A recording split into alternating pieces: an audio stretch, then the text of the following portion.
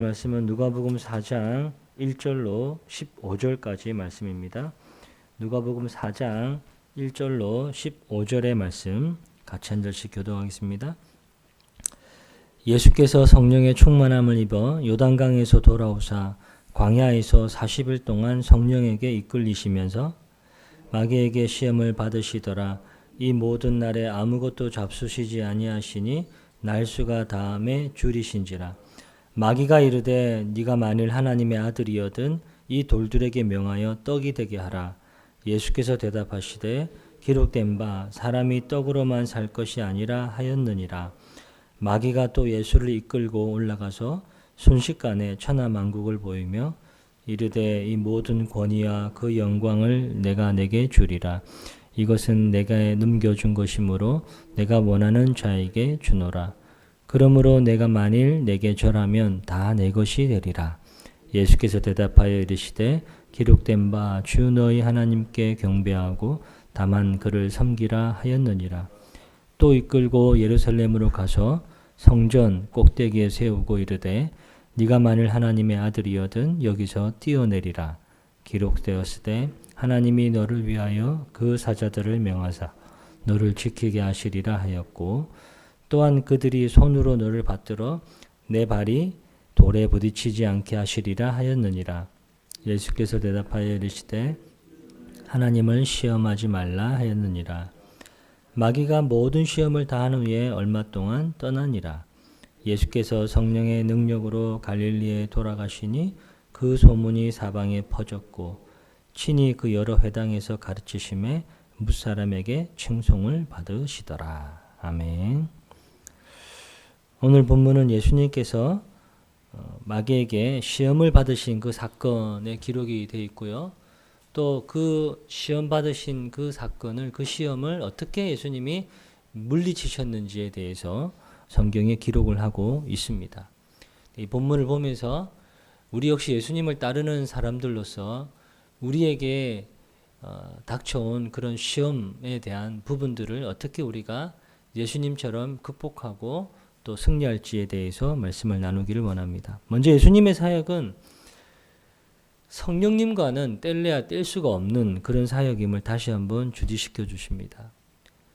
세례를 받으실 때도 성령의 비둘기 같은 형체로 임했고 예수님이 시험을 받으실 때도 성령에 이끌렸다라고 얘기를 하고 있습니다. 1절에 보시면 예수께서 성령의 충만함을 입어 요단강에서 돌아오사라고 시작을 하죠.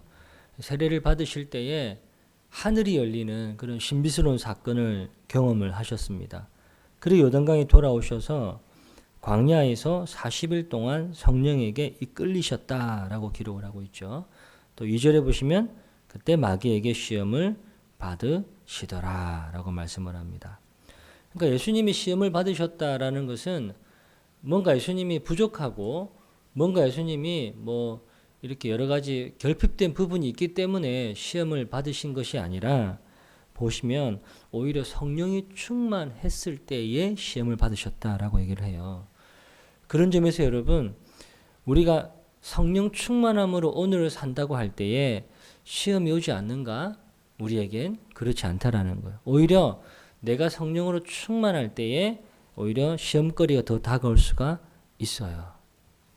왜냐하면은 예수님을 보시면은 여러분 예수님이 성령 충만하여서 이제 당신에게 맡겨준 그 귀한 사명들을 감당해야 될 그 시간이에요 지금. 하나님 나라를 위해서 복음을 전파하고 또 하나님이 잃어버렸던 자녀들을 주께 돌아오게 하는 그런 생명의 역사를 예수님께서 공생의 기간 동안에 일으키셔야 되는데 이걸 사단이 아는 거예요. 그러니까 사단이 이걸 필수적으로 예수님을 공격하고 막는 거죠. 동일합니다.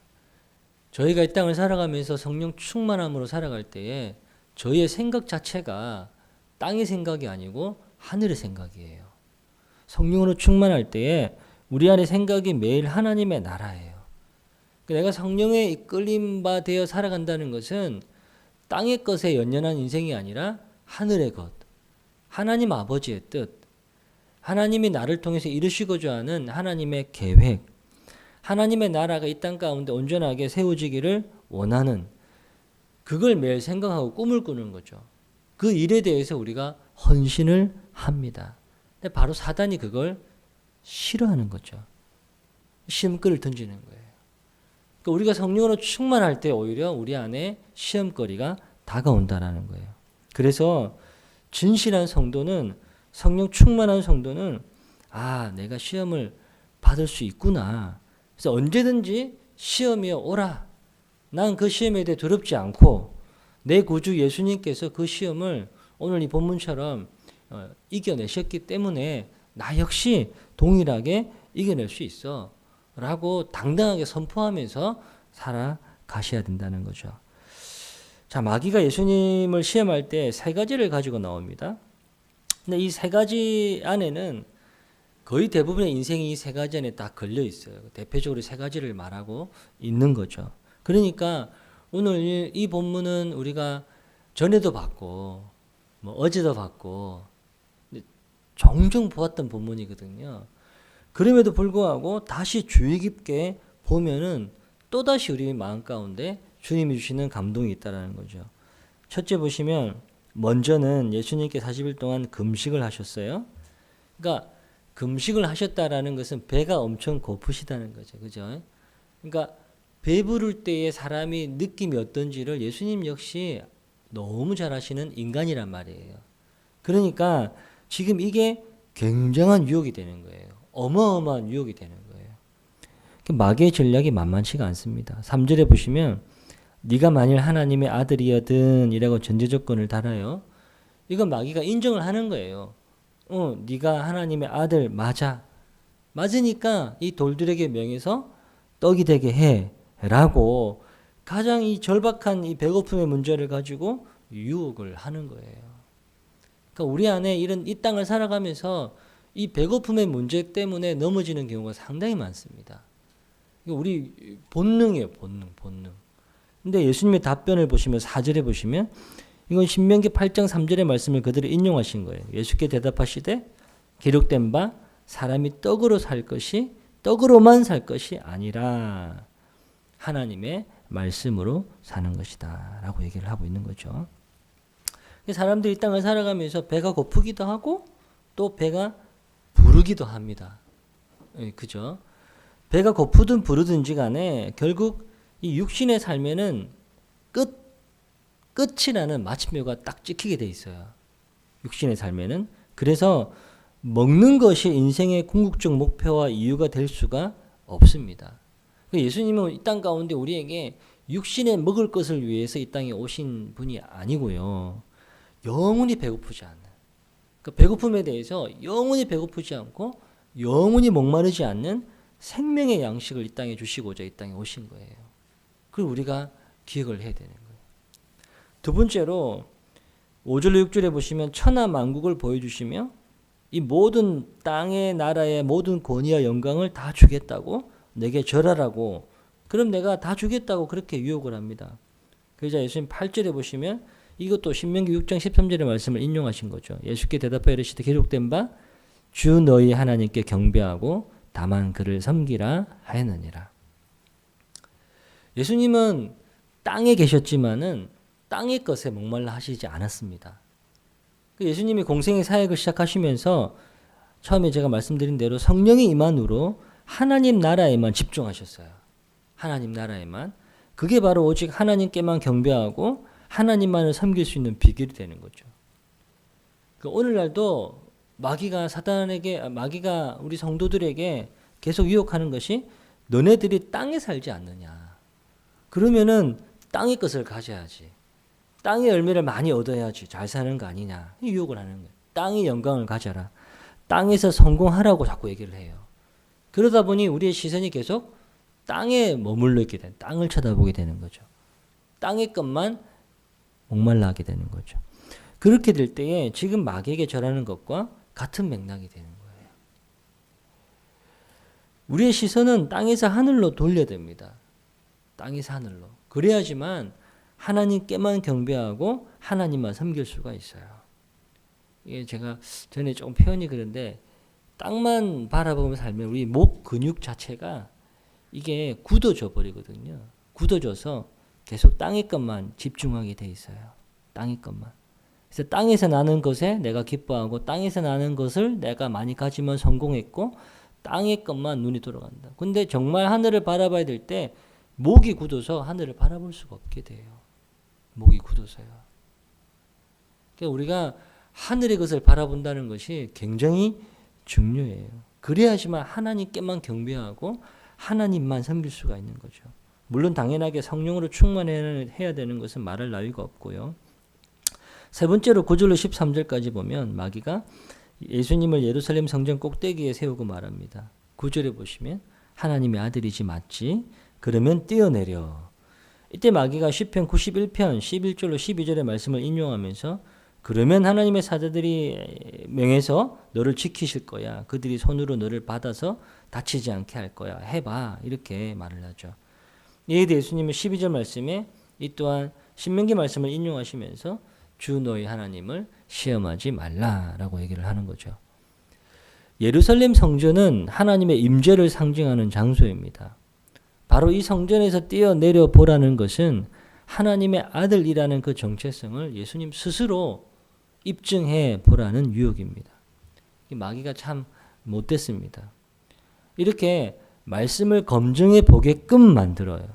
그게 마치 믿음의 태도인 양 자꾸만 말씀을 인용하면서 그 말씀이 자신이 원하는 대로 이루어지기를 유혹을 하는 거죠. 이게 바로 하나님을 시험하는 일입니다. 하나님의 말씀은 내 형편에 맞춰서 이루어지는 게 아니에요. 내 형편에 맞춰서 그 말씀이 이루어지는 게 그게 유혹이라고요. 그게 유혹이라고요. 내 좋은 대로 말씀을 인용하고 그걸로 다 신앙을 시험하고 판단하는 어리석음이 없기를 바라요. 그러니까 우리에게 이걸 믿음이라고 오해하고 부추긴다라는 거죠. 자꾸만 하나님의 말씀을 검증해 보게끔 하고 믿지 못하게 하고 또 말씀을 가지고 네 삶에 적용을 시키는데 그걸 어떻게 적용을 시키느냐? 내가 원하는 대로 그거 내가 원하는 대로 이루어지게끔 적용을 시키는 거죠. 하나님의 말씀이 내가 원하는 대로 이루어지는 것이 아니라 하나님의 말씀이 하나님의 뜻 가운데 내 삶 가운데 이루어지는 것이 곧 믿음이고 신앙생활이에요. 그래서 우리가 오늘 이 말씀을 통해서 두 가지를 기억했으면 좋겠어요. 하나는 이제 어떻게 하면 이제 그러면 우리가 시험을 이겨낼 수 있을까? 극복할 수 있을까? 이 부분을 좀 초점을 가지고 이건 오늘뿐만 아니라 계속해서 다뤄야 될 부분이라고 생각하는데요. 크게 두 가지로 보자면 첫 번째로 보면 자신의 마음과 생각을 지키는 것이 중요합니다. 굉장히 중요해요. 지금 마귀의 시험과 유혹을 보면 이 마귀가 뭔가 무시무시한 괴물 같은 존재로 나타나서 협박하는 게 아니에요. 지금 굉장히 지극히 내면적이고 개인적인 방법으로 접근을 해요. 아주 조용한 목소리로 그럴싸하게 속삭이는 거죠. 그러니까 굉장히 은밀한 속삭임이에요.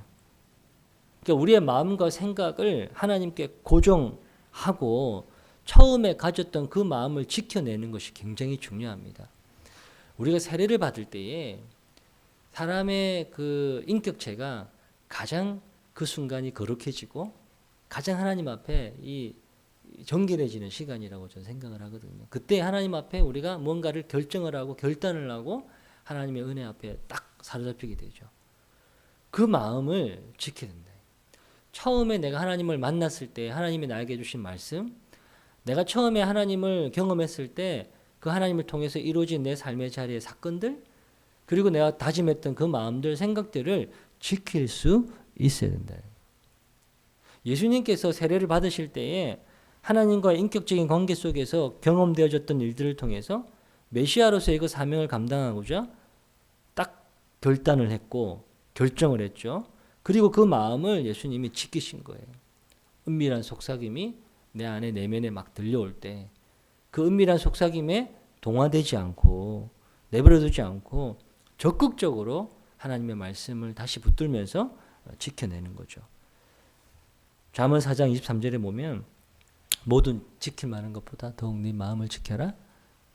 모든 지킬 만한 것보다 더욱 네 마음을 지켜라. 생명의 근원이 이에서 남이니라. 이렇게 말씀을 하고 있습니다. 빌립보서 4장 8절에 보면은 끝으로 형제들아 무엇에든지 참으며 무엇에든지 경건하며 무엇에든지 오르며 무엇에든지 정결하며 사랑받을 만하며 무엇에든지 칭찬받을 만하며 무슨 덕이 있든지 무슨 기림이 있든지 이것들을 생각하라라고 말씀합니다. 그러니까 우리가 처음에 가졌던 그 생각들, 처음에 가졌던 그 마음을 지키는 것, 마땅히 집중해야 될 것을 생각하고 그 생각을 지켜나가는 것이 굉장히 중요해요. 그러니까 성령으로 충만할 때에 나에게 다가오는 그런 시험거리 앞에서 내가 이전에 처음에 주님 앞에 가졌던 그 마음과 생각을 지키는. 근데 그 처음에 가졌던 그 마음과 생각을 지키는 가장 좋은 방법은 말씀이에요. 이게 두 번째가 말씀이에요. 예수님이 이 마귀의 유혹을 물리칠 때에 다 말씀으로 물리치셨죠. 그죠? 이건 성령하고 같이 연결이 되는 거예요. 성령이 충만할 때 우리 안에 말씀이 생각이 나고 말씀이 깨달아지고 말씀으로 인도받고 보호받는 그런 삶을 살아갈 수가 있어요. 성령으로 충만할 때. 반대로 이스라엘 백성들을 보면은 광야 생활할 동안에 그들이 받았던 이 말씀이거든요. 근데 그들은 이 시험이 똑같은 시험이 왔을 때 배고픔의 시험이 있다든지 유혹의 심이 있을 때에 오히려 하나님을 원망하고 불평을 했단 말이에요. 왜냐하면 그 시선이 땅에만 머물러 있었기 때문에 그렇단 말이죠. 예수님은 그 시선이 항상 하나님께로 고정이 돼요. 하늘로 고정이 되어 있단 말이에요. 그리고 무엇보다도 예수님의 성령으로 충만하셨단 말이에요. 그러니까 그 말씀이 내 안에서 자꾸만 이 역사하는 게 역사하는 거. 시험거리가 올 때마다 그 말씀으로 그 시험거리를 물리치고 예전에 가졌던 그 마음과 생각을 지키면서 말씀으로 선포하면서 나아가는 거죠. 오늘도 마귀는 우리 가운데 굉장히 무서운 존재로 막 앞에 다가와가지고 우리의 걸음을 막고 막 이렇게 하지 않아요. 정말 은밀하게 내 마음 가운데 속삭여요. 속삭인다. 우리 안에 본능을 끄집어내는 거죠. 땅의 것에 성공하고자 하는 본능 같은 배고픔의 본능들. 내가 하나님의 말씀을 내 것으로 내가 이용해서 내가 잘하고자 하는 그런 본능이에요. 나만 이렇게 받고자 하는 본능이라. 그걸 이용해서 속삭이는. 그러니까 이거 성령 충만하지 않으면 내 생각을 지키지 않으면 말씀으로 무장되지 않으면 이렇게 넘어지는 거죠. 사랑하는 우리 오산 양문교회 성도 여러분, 시험이 온다고 해서 내가 뭘 잘못했나? 이런 방식으로 접근하지 마시고요. 시험이 올 때 오히려 내가 성령 충만하구나. 성령께서 나와 함께 하시는구나. 이렇게 마음을 한번 뒤집어 보시는 게 좋을 것 같아요. 시험이 왔을 때 내가 뭔가 부족해가지고 내가 잘못해가지고 이런 시험거리가 왔나? 이런 걱정거리가 왔나? 이런 것보다는 내가 성령 충만하니까 성령에 이끌림 바 되니까 이런 나의 유혹이 다가왔구나 라고 생각을 하시면서 그 유혹과 시험 앞에 단호하게 말씀으로 선포하세요. 말씀으로 물리치세요.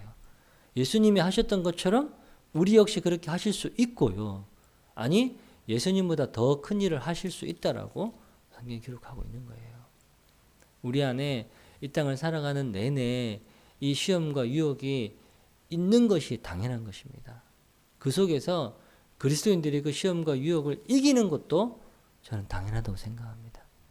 하나님의 은혜가 저와 여러분의 삶 가운데 있을 줄로 믿고 주님이 여러분들과 함께 하실 줄로 믿습니다. 기도하겠습니다. 하나님 아버지 고맙고 감사합니다. 땅에 살고 있기 때문에 이 시험과 유혹이 정말 어느 정도인지를 우리가 늘 경험하게 됩니다. 그리고 다시 말씀 앞에 서면서 예수님께서 이 시험과 유혹을 어떻게 이겨내셨는지를 보게 됩니다. 주님, 소원하옵기는 우리가 이 땅을 살아가면서 예수님이 이 시험을 말씀으로 물리치신 것처럼 우리 역시 말씀으로 물리치고 예수님의 승리가 나의 승리가 되는 것을 경험할 수 있도록 도와주옵소서. 주님, 우리가 주님을 처음 만났을 때 각자에게 주어진 그 경험이 그 사건이 다를 것입니다. 우리가 주님 앞에 결단하고 결정했을 때 그 마음과 생각을 주님이 아실 것입니다. 주님 성령으로 우리를 충만케 해주셔서 그 마음과 생각을 지켜나갈 수 있도록 도와주옵소서. 참으로 그러므로 말미암아 우리가 은밀한 속삭임 가운데 흔들리지 않고 그 생각이 세상의 생각에 동화되지 않고 그 마음과 생각을 지켜냄으로 말미암아 하나님 아버지 나를 통해서 주님이 나에게 원하시는 그 하나님의 나라가 이 땅 가운데 이루어지기를 간절히 소원합니다. 주님, 내가 살고 있는 그 삶의 자리에 생명의 역사가 일어나기를 소원합니다. 나를 통해서 누군가는 하나님을 알고 누군가는 하나님을 경험하고 누군가는 주님께로 돌아오는 주님의 택한 자녀들이 주님께로 돌아오는 그런 역사를 보기를 원하오니 주님 나와 함께하여 주옵소서. 우리 오산 양문교회를 주님 늘 은혜의 장중 안에 붙들어 주시기를 원합니다. 우리 사랑하는 모든 성도들의 삶의 자리에 하나님 아버지 성령으로 충만하게 임재해 주시고 특별히 코로나19의 참으로 어려운 확산 가운데도 주님 눈동자처럼 저들을 지켜주시고 특별히 생업의 자리를 주님 돌봐주셔서 우리가 늘 하루 종일 살아가면서 하나님이 나와 함께 하심을 느끼고 경험하고 하나님의 나의 아버지가 되심을 하나님이 나를 돌보심을 입술로 고백하며 살아갈 수 있도록 주의 은총을 베풀어 주시옵소서. 하나님 아버지 특별히 코로나 종식을 위해서 우리가 끝까지 기도할 수 있도록 도와주시고 우리의 교회와 가정과 또 나라와 민족과 하나님의 그 존귀한 사람들 자녀들을 위해서 우리가 중보하며 나아갈 수 있도록 주여 인도하여 주옵소서. 함께 하실 주를 기대하고 살아계신 예수님의 이름으로 감사하며 기도합니다. 아멘. 하늘에 계신 우리 아버지여 이름이 거룩히 여김을 받으시오며 나라의 임하